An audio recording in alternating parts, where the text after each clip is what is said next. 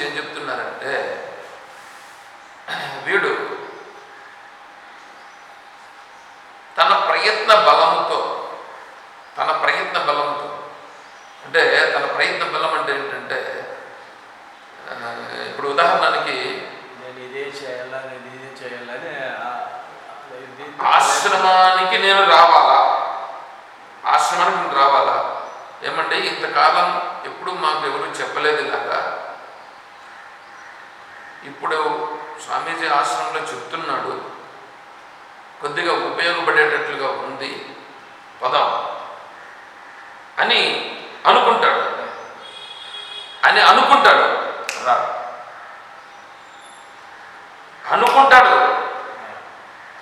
అనుకునేది ప్రయత్నం, కానీ రాడు.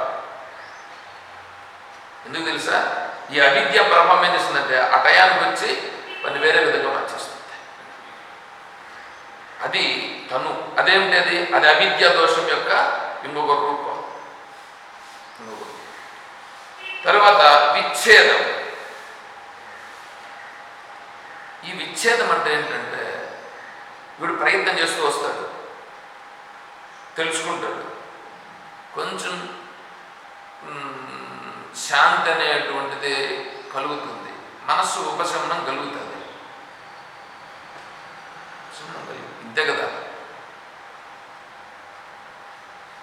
కదా ఆయన ఎంతసేపు చెప్పినా ఇదే కదా చెప్పిపోతాడు అని చెప్పి మళ్ళీ ఏమవుతుంది తెలిసిన, అది అట్లా ఉండండి దాన్ని మళ్ళీ మేము ఎప్పుడైనా సరిపోవచ్చు, ఇక్కడ పోయిపోదాం, ఎక్కడ ఇది ముందు సంపాదించాలని ప్రపంచంలో దాన్ని, అది విచ్ఛేదం రాలేదు. ఏదో విధంగా అవన్నీ లాగే. నెక్స్ట్ ఔదార్యం అనంటే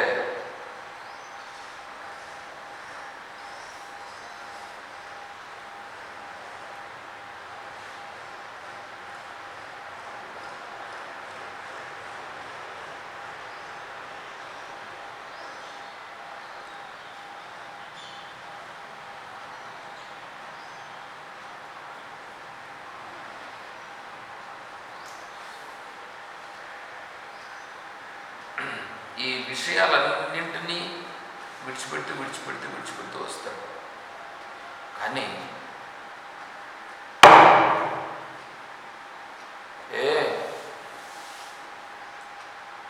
ఇదే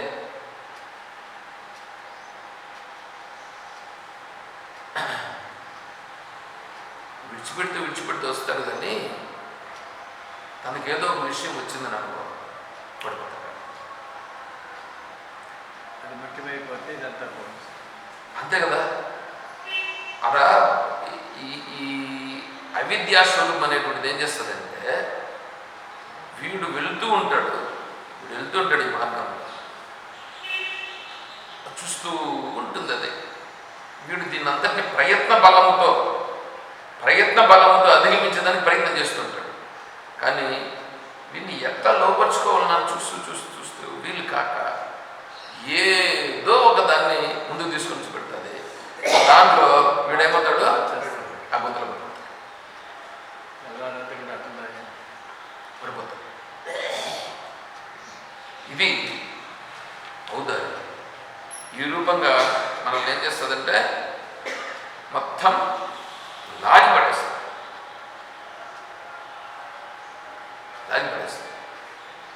ఇది అవిద్య యొక్క, చూసారా, దానికి సంబంధించి అవిద్య, అస్మిత, రాగ, ద్వేష, అభినివేశ, పంచక్లేశ ఇవి ఉంటాయి. ఈ 5 ఈ విధంగా చేస్తున్నాయి. అవిద్య యొక్క స్వరూపమే ప్రసుప్త తను విచ్ఛిన్న ఔదార్యం అనే 4 రూపాలుగా ఇదే అవిద్యా స్వరూపం వచ్చి ఇట్లా చేస్తున్నది. ఇప్పుడు ఇంతవరకు దాని యొక్క సింపుల్గా చెప్పి, ఇంకా అవిద్యను ఇంకా ఇవి ఉన్నాయి కదా, అవిద్య, అస్మిత, రాగ, ద్వేష, అభినివేశ అని ఉన్నాయి కదా. అవిద్య అంటే ఏంటి?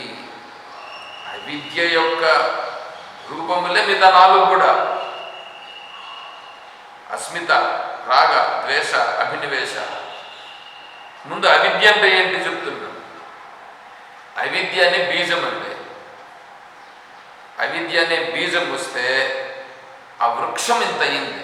ఇప్పుడు ఇదంతా కనిపిస్తుంది కదా, ఈ ప్రపంచం అంతా కనిపిస్తుందిగా. ఈ ప్రపంచం ఉందిగా, ఈ ప్రపంచం ఉంది అని అంటున్నాం చూడండి. ఈ అవిద్య అనే బీజము లోపల నుంచి పైకొచ్చి ఈ ప్రపంచం రూపంగా ఉండేటువంటి దానిగా విస్తృతమైనది. ఈ ప్రపంచ రూపంగా అయిందంతా అవిద్యయే. అవిద్యయే ఇంత విస్తృతమైనది, ఇంత అయింది. ఈ అవిద్య యొక్క ప్రభావము ఇప్పుడు ఎలా ఉంటుంది? ఇప్పుడు ఈ జగత్తును సృష్టించింది ఎవరు? అవిద్య. ఈ జగత్తు రూపంగా సృష్టించింది అవిద్య. అంటే ఈ అవిద్య అనేటువంటిది, ఈ అవిద్యని నువ్వు మాయా అని కూడా అనొచ్చు. అది కూడా అవిద్యయే, అది కూడా అవిద్యయే చెప్పాల్సి వస్తే. కానీ ప్రస్తుతానికి దాన్ని మనం సపోర్ట్గా తీసుకొని ముందుకు పోవాలి. ఎందుకంటే ఆ హిరణ్య గర్భుడు ఇప్పుడు ఇంతవరకు ప్రకృతి లయలు అని చెప్పినాం చూడండి. ప్రకృతి లయలు అన్నప్పుడు ప్రకృతి లయస్థితిలో ఉండేటువంటి ఆయన, అది హిరణ్య గర్భస్థానం అనేది ప్రకృతి లయలు. ప్రకృతి లయను ఉపవాసం చేసేటువంటి వాడు హిరణ్య గర్భస్థానాన్ని పొందుతాడు. కాబట్టి అది కూడా అవిద్య యొక్క స్వరూపమే. కానీ ఇప్పుడు మనం ఏంటి, మనం పైకి పడాలిగా, దీంట్లో నుంచి బయటపడాలిగా, ఎవడో మనకి సపోర్ట్ తీసుకోవాలి కదా. సపోర్ట్ తీసుకోవడం కోసం హిరణ్య గర్భుడిని సపోర్ట్ తీసుకోవాలి. అయితే హిరణ్య గర్భుడిని సపోర్ట్ తీసుకొని నేను అది చెప్పాలంది, ఏది యథా పంచావతిష్టంతే జ్ఞానాన్ని మనస సహా అనేటువంటి దాంట్లో నేను ఎంతగా మీకు చెప్పాలని ట్రై చేస్తున్నానంటే, మీకు అర్థం కావడం కోసం చెప్పడానికి ట్రై చేస్తున్నాను. మీకు ఒకటొకటే కన్నా కొద్దిగా అర్థమవుతూ వస్తే తెలుస్తుంది దాని గురించి. అంటే ఇప్పుడు జ్ఞానేంద్రియాలు, మనస్సు, బుద్ధి, చేష్టలు అనేటువంటివి విచేష్టితులై ఉండిపోతాయి. విచేష్టితులై ఉండిపోవటం అంటే చేష్టలు ఉడికి చేష్టలు ఏమీ లేకుండా అవి మాత్రం ఉంటాయి, కానీ ఏమనే మాత్రము వాటి యొక్క ప్రభావం ఉండదు. అలా ఉండుట అనేటువంటిది ఉంటుందే, అది ఎప్పుడు వస్తుంది? అది ఎప్పుడు వస్తుందో అది పరమపదము. పరమపదం అంటే ఏమి నిన్ను చెప్పుకున్నాం కొద్దిగా. దానికే నేను కైలాసమని, వైకుంఠమని, స్వర్గమని వీటన్నింటినీ కూడా కొద్దిగా ఉదాహరించినాను కదా. మీకు చెప్తే మళ్ళీ గుర్తొస్తుందని చెప్తున్నా. ఇవన్నీ కూడా ఏమవుతాయంటే ఇవన్నీ అవిద్యలో స్థానములే. ఇవి అన్నీ అవిద్యలోటివే. ఈ అవిద్యలో ఉండేటువంటివి ఈ ఈ బ్రహ్మాండ రూపంగా, మాయా రూపంగా ఉన్నది అవిద్య. నువ్వు ఇక్కడ ఈ అవిద్యను కన తొలగించడం ప్రారంభిస్తే ఇదంతా ఏమవుతాయి? అంత బోర్డు పైన రాసినారు. ముందు బ్లాక్ బోర్డు ఉంది. బ్లాక్ బోర్డు పైన ఏమైంది? చాక్ పీస్ తీసుకొని మొత్తం రాశారు, పైన నుంచి కింద వరకు లెక్కలు స్టెప్పులుగా వేసుకుంటూ వచ్చాడు. ఇప్పుడు ఏం కనిపిస్తుంది? బోర్డు కనిపిస్తుందా? దాంట్లో అక్షరాలు కనిపిస్తాయా? అక్షరాలు కనిపిస్తాయి. ఇప్పుడు నీకు బోర్డు ఉంది, అక్కడ బోర్డు వెనకాల ఉంది, కానీ పైన అక్షరాలు ఉన్నాయి. ఇప్పుడు మళ్ళీ ఏం చేయాలా? ఆ బోర్డులో ఉండే అక్షరాలను తుడిపేస్తే నీకు మళ్ళా అక్షరాలు కనిపిస్తాయి, బోర్డు కనిపిస్తుంది. అయితే అక్షరములు తుడపకుండానే బోర్డు గుర్తించి ఆ బోర్డు నందు ఈ అక్షరములన్నీ చాక్ పీస్ వలన రాయబడినాయి, దీని వలన ఫలానా ప్రయోజనం కలుగుచున్నది అని గుర్తిస్తే అదేమవుతుందంటే అది ముందు ఆ లెక్కను వేసుకునుట, ఆ లెక్కను తెలుసుకునుట అనేది ముందు ఉంటుంది. ఆ లెక్కను తెలుసుకునేటప్పుడు బోర్డు అనేటువంటిది నీకు అది రాదు, అది మైండ్లో ఉంటుంది, అది బయట ఏదో సపరేట్గా ఉంటుంది, లెక్కే నీకు తెలుస్తూ ఉంటుంది.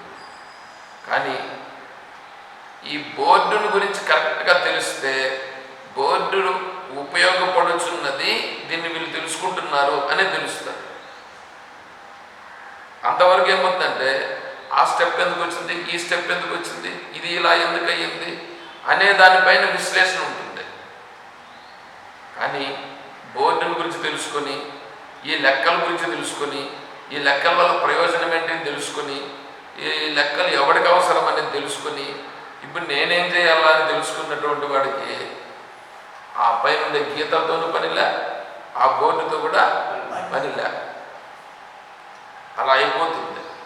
అలా అయిపోయినట్లుగా అవిద్యను గురించి ఎవడు బాగా తెలుసుకుంటాడో వాడికి సంసారంతో పని లేదు. అప్పుడు వాడికి వాడి మనస్సు, వాడి జ్ఞానేంద్రియాలు, వాడి యొక్క బుద్ధి అంత నిర్మలంగా ఉంటాయి. అన్నీ కనిపిస్తుంటాయి, అన్నీ తెలుస్తూ ఉంటాయి, అన్నీ తెలుస్తూ ఉంటాయి. కానీ చాలా ప్రశాంతంగా ఉంటాయి, చాలా ప్రశాంతం.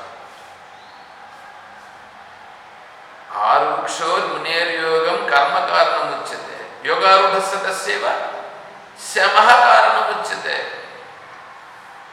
యోగారూఢుడుగా ఉండేటువంటి పరిస్థితి వేరే, ఆరుక్షుగా ఉండే పరిస్థితి వేరే. ఆరుక్షుగా ఉండేటువంటి వాడు ఆ గిర్రలేంటి, ఈ గిర్రలేంటి, ఈ గిర్రతో ఏం లాభం, ఆ గిర్రతో ఇది ఎందుకు వచ్చింది, ఇట్లా చూస్తూ ఉంటాడు. ఎవరు? ఆరుక్షు. అదే యోగారూఢుడు ఇవంతాన్ని దాటుకొని చూస్తూ ఉంటాడు. జస్ట్ అంతే, జరిగేటువంటి జస్ట్ ఏదో జరుగుతున్నాయి, ఇదంతా ఏంటి అనేటువంటి విషయం వాడికి బాగా అవగాహన అయిపోయింది. అందువలన వాడు దాంతో పెద్దగా ఏమీ ఇది ఉంటుంది. సరే, ఇప్పుడు ఈ అవిద్య అనేటువంటి దాన్ని ఇక్కడ చెప్తున్నాడు. అనిత్యాశుచి దుఃఖానాత్మసు నిత్య శుచి సుఖ ఆత్మఖ్యాతిర విద్య. చూడండి, అనిత్యం, అశుచి, దుఃఖం, అనాత్మ. ఎన్నే? 4. ఏంటంటివి? అనిత్యము, అశుచి, దుఃఖము, అనాత్మ. ఏమండి? 4 చెప్పండి. అనిత్యము, అశుచి, దుఃఖము, అనాత్మ. ఏమండి? ఇప్పుడు మొదటిది ఏంటి? అనిత్యం. అనిత్యం ఏదుందో ఈ అవిద్య చేంజ్ చేస్తా తెలిసిన, అనిత్యమైన దానిని నిత్యము అనేటట్లు చేస్తుంది. అవిద్య చేంజ్ చేస్తుంది, అనిత్యమైన దానిని నిత్యము అని చేస్తుంది. రెండవది దుఃఖము కదా, దుఃఖమును ఇక్కడ అది సుఖం అనేటట్లు చేస్తుంది. దుఃఖం కలిగించేదాన్ని అది సుఖం అనేటట్లు చేస్తుంది. మూడవది అశుచి కదా, అశుచిని శుచి అనేటట్లు చేస్తుంది. అనిత్యం ఉందిగా, అనిత్యము మొదటిది అనిత్యం వచ్చేసిందిగా. ఇప్పుడేంటే అనాత్మ, 4వది అనాత్మను ఇది ఆత్మ అనేటట్లు చేస్తుంది. అవిద్య యొక్క బీజాన్ని చెప్పినాను. బీజం చెప్పి దాని కొమ్మలు, చెట్టు పెరుగుతుందని అనుకోండి, ఇప్పుడు కొమ్మలు వచ్చినాయి. ఆ కొమ్మలు ఏం చేస్తామో తెలిసిన, అనిత్యము, అశుచి, దుఃఖము, అనాత్మ, ఇవి 4 ఉన్నాయి.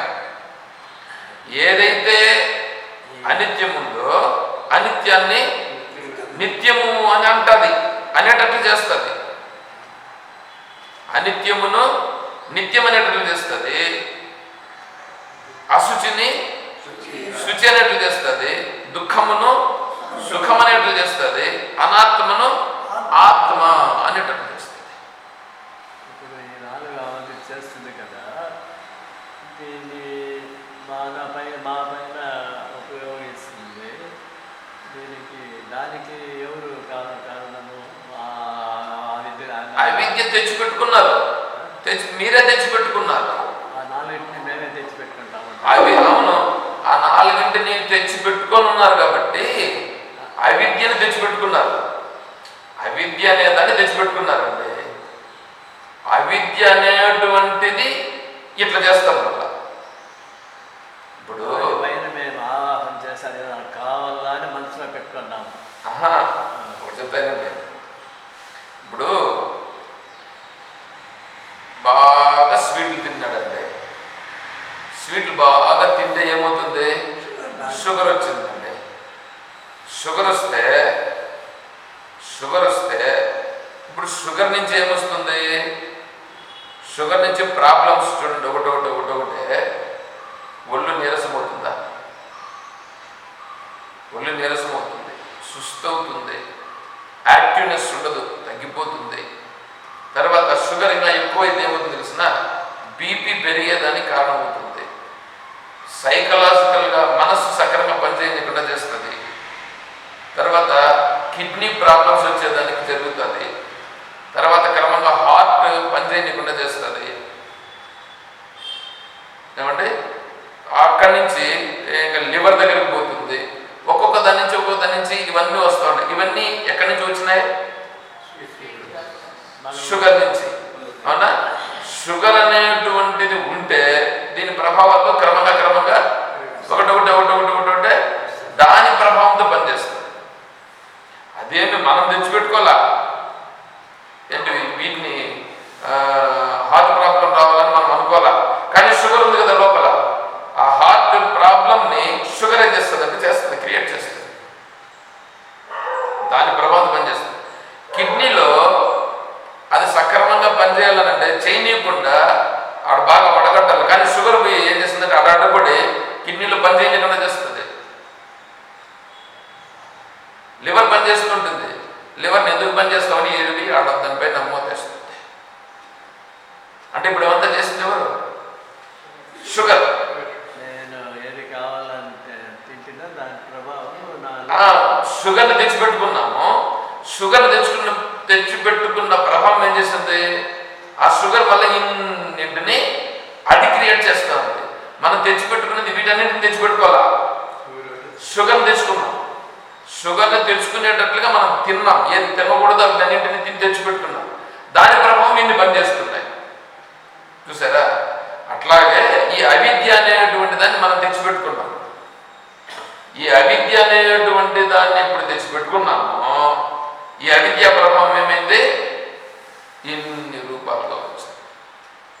అనిత్యమునందు నిత్యత్వమును, దుఃఖమునందు సుఖత్వమును, అశుచి యందు శుచిత్వమును, తర్వాత అనాత్మయందు ఆత్మత్వము అనేటువంటి భావనను ఈ అవిద్య చేసింది. అంటే అర్థమవుతుందా? అనిత్యమేది ఆత్మ సత్యం, అనాత్మ అనిత్యం. ఏమంటే జగత్ అనేటువంటిది అనిత్యం, బ్రహ్మ సత్యం. సత్యమైన బ్రహ్మమునందు, సత్యమైన బ్రహ్మ అంటే ఎవరు? అదే నేను, ఆత్మస్వరూపం. ఆత్మస్వరూపము సత్యమైతే, అది నిత్యమైతే, అది నిత్యమా? ఎక్కడుంది అది? ఎక్కడుంది ఆత్మ? ఎవడన్నా చూసినాడా? నువ్వు చూసినావా? మీ నాయన చూసినాడా? మీ తాత చూసినాడా? ఇంకోటి ఎవడన్నా చూసినాడా? పోరా పోయి నువ్వు ధర్మము న్యాయం అని చెప్పి నువ్వు చెప్పుకోకపోయాడు. నీకు ఒక ఆశ్రమం ఒకటి ఉన్నది, అడు నువ్వు చెప్పుకోకపోయి ఈడంతా మాకు అక్కర్లా అని చెప్పి వేరే వాళ్ళంటే ఇంకొకటి ఎవడో ఒకటి పోయి వస్తుంటాడు. తిరుపతికో తిరుమలకో లేకపోతే ఇంక వాడికి ఒక పనికి పొంగలన్నోడు వాడు కూడా ఉంటాడు. వాడు ఈ పక్క వాడికి ఇన్నిసార్లు పోయి చుట్టాడు. వాడు చెప్పినాడు చెప్పి వాడిని పట్టుకుంటాడు. ఈవిడొచ్చి ఈవిడొక పని లేని మంగళవాడు, వాడొక పని లేని మంగళవాడు. వాడిని ఈయన్ని పట్టుకొని వచ్చి దాన్ని తీసుకొని ఈయడు చెప్తాడు. వీడు ఎట్లా అంటాడు అన్నది, వీడొక పెద్దవా వాడొక పెద్దవా? తత్వం తెలిస్తేగా. వాడికి ఆ బుద్ధి వచ్చే కారణము అవిద్య. అదే చెప్తాను ఇక్కడ. అనిత్యము, నిత్యమైన దాని యందు అనిత్యం అనే భావన కలిగిస్తుంది. ఆత్మ సత్యమైతే ఆత్మ సత్యం కాదయ్యా, ప్రపంచం సత్యమని చూపిస్తుంది. తర్వాత అశుచి, ఈ శరీరం శుచి అశుచి. శుభ్రంగా కడిగి పెట్టు, కడిగి శుభ్రంగా శుచి చేసి తీసుకొని వచ్చి తుడుచుకుంటూ ఉంటేనే మళ్ళా ముక్కులో చీపురు వస్తుంది. నోట్లో ఏదో ఒకటి వస్తుంది, కంట్లో పుసి వస్తుంది, అంతా నీ గుండె రంధ్రాలు అంతా అవే వస్తాయి. ఏమిటది అంటే ఈ అశుచి అయినటువంటి ఈ శరీరమునందు ఇది శుచి, దీన్ని నేను బాగా చూసుకోవాలా అనేటువంటి భావన. మళ్ళీ ఇంకొక శరీరం చూసి ఏం బాగుంది, ఈ శరీరం ఎంత బాగుంది, ఎంత శుచిగా ఉంది, దానిని పట్టుకోవాలనేటువంటి భావన. తర్వాత దుఃఖం, దుఃఖం కలిగించేటువంటి ప్రపంచంలో ఉండేటువంటి విషయాల్లో ఉపయోగపడితే దుఃఖం కలిగిస్తుందా లేదా ఆనందాన్ని కలిగిస్తుందా? దుఃఖాన్ని కలిగిస్తుంది. ఎందుకంటే దుఃఖాన్ని పట్టుకుంటే ఇప్పుడు మంగలోని దెబ్బలో వీళ్ళు పడితే ఏముంటుంది, బొచ్చు ఉంటుందా లేదా ఏమన్నా అదేమంటారు పేడ ఉంటుందా? అది మంగలోని దెబ్బ. మంగలోని దెబ్బ అంటే ఏంటి, మంగళోడు ఎంతసేపు వాడు గొరిగుంటాడు, గొరిగినటువంటి వెంట్రుకలు తీసుకుని వచ్చి వేసుకుంటాడు దెబ్బలో. ఆ దెబ్బలో ఎప్పుడు వెంట్రుకలు ఉంటాయి కానీ ఇంక పేడ ఉండదు. అదేవిధంగానే ప్రపంచం అనేటువంటిది కూడా ఈ అవిద్య చేత తయారైనటువంటిది. అవిద్య అనేటువంటిది దుఃఖ స్వరూపమైనటువంటిది, అజ్ఞాన స్వరూపమైనటువంటిది. అజ్ఞాన స్వరూపంలో ఎప్పుడు దుఃఖం ఉంటుంది కానీ ఆనందం ఉండదు. ఆనందం దాని లక్షణం కాదు. కాబట్టి దుఃఖ స్వరూపమైనటువంటి ప్రపంచమునందు ఇది సుఖం అనేటువంటి భావన కలిగించి దాంట్లో పంపిస్తుంది. తర్వాత అనాత్మ, అనాత్మను ఆత్మగా చూపిస్తుంది. అనాత్మను ఆత్మగా, అనిత్యమైన దాన్ని నిత్యమైనదిగా, అశుచైన దాన్ని శుచిగైన దానిగా, దుఃఖమైన దానిని సుఖమైన దానిగా చూపిస్తుంది అవిద్య. ఏమంటే కొద్దిగా అర్థమైందా?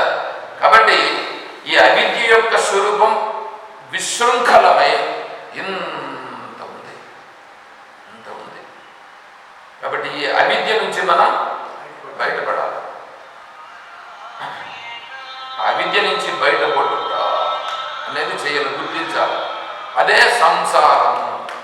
సంసారం కిమస్తి, అవిద్య. ఆచార్యుల వారు చూడండి ఎంత చెప్తున్నారు. ఆచార్యుల వారు చెప్పింది కదా, ఆచార్యుల వారు ఇప్పుడు అవిద్యాన్ని అవిద్య, అవిద్య. నేను ఇంకా అవిద్య అనేటువంటి దాన్ని ఏమిటంటే అవిద్య అంటే దాన్ని రేపు చెప్తాను. ఎందుకంటే ఇప్పటికే తల కొద్దిగా బాగా విని కొద్దిగా బరువు అయి ఉంటుంది. సరే, నాకు బరువుగా ఉంది. నేను రేపు మళ్ళీ ఇంకొద్దిగా వివరణ చేసుకునే ప్రయత్నం చేద్దాం.